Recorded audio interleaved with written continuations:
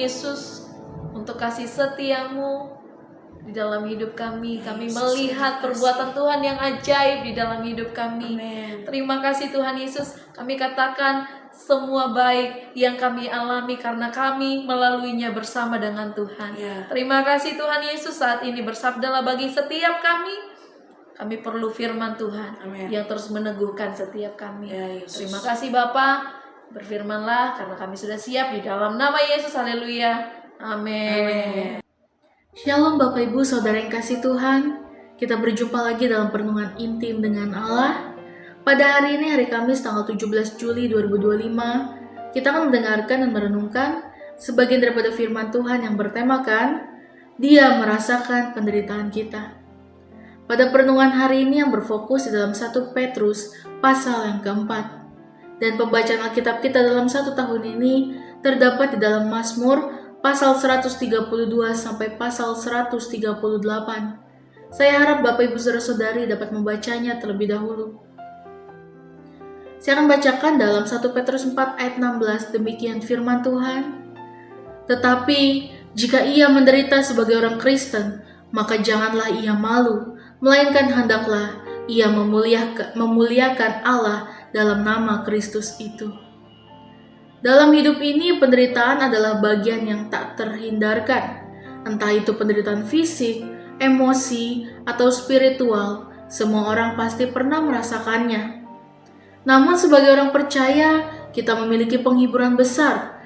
Tuhan Yesus Kristus merasakan penderitaan kita. Dia bukan Allah yang jauh dan tak peduli, melainkan Allah yang turun ke dalam penderitaan manusia dan mengalaminya secara langsung. 1 Petrus 4 adalah surat penguatan kepada jemaat yang sedang menderita karena iman mereka. Petrus tidak menjanjikan bahwa penderitaan akan hilang, namun mengajak jemaat untuk melihat penderitaan dalam terang salib dan kemuliaan Kristus. Dalam 1 Petrus 4 ayat 16, Petrus berkata bahwa jika seseorang menderita sebagai orang Kristen, janganlah dia malu, tetapi justru memuliakan Allah. Istilah Kristen di sini awalnya adalah istilah yang dipakai secara menghina oleh orang luar dalam Kisah Para Rasul 11 ayat 26. Tetapi Petrus mengangkatnya menjadi kehormatan. Menderita karena nama Kristus berarti ikut ambil bagian dalam penderitaan yang sama yang Kristus alami. Ini penting, penderitaan kita bukan tanpa makna. Justru dalam penderitaan itulah kita semakin serupa dengan Kristus dalam Roma 8 ayat 17. Dan karena Dia sudah lebih dahulu menderita, Dia mengerti sepenuhnya apa yang kita alami. Apa arti Dia merasakan penderitaan kita? Dalam tema hari ini, Yesus tidak hanya tahu penderitaan secara intelektual, Ia mengalaminya secara fisik, emosional, dan rohani. Dalam fisik yaitu dicambuk, dipaku, dipermalukan secara publik dalam Yohanes 19 ayat 1-3. Kalau emosional itu dihianati oleh sahabat-sahabatnya dalam Matius 26 ayat 47-50. Ditinggalkan saat butuh dalam Markus 14 ayat 50. Lalu rohani ia berseru, "Allahku, Allahku, mengapa engkau meninggalkan aku?" dalam Markus 15 ayat 34.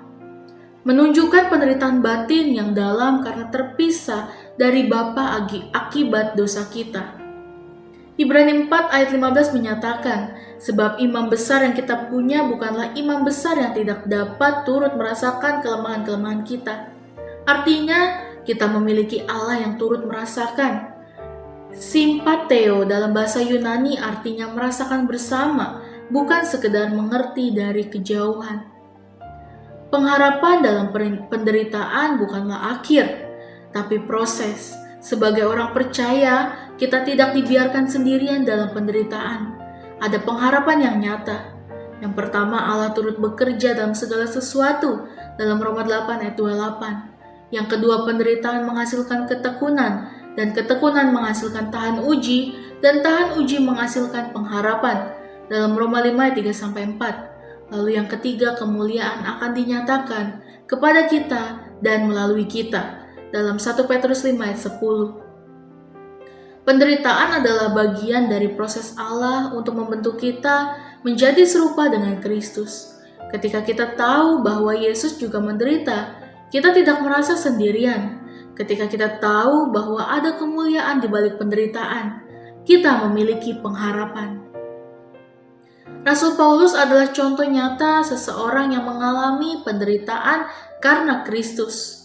5 kali aku disesah orang Yahudi, 3 kali aku dipukuli dengan rotan, sekali aku dilempari dengan batu, dalam 2 Korintus 11 ayat 24-27. Namun Paulus tidak menyerah. Ia berkata, sebab penderitaan zaman sekarang ini tidak dapat dibandingkan dengan kemuliaan yang akan dinyatakan kepada kita, dalam Roma 8 ayat 18. Demikian juga dengan Stefanus, martir pertama pun mengalami penderitaan sampai mati karena iman. Tetapi ia melihat kemuliaan Allah saat dilempari batu, dalam Kisah Para Rasul 7 ayat 55-60. Komentar teolog modern tentang penderitaan Kristen.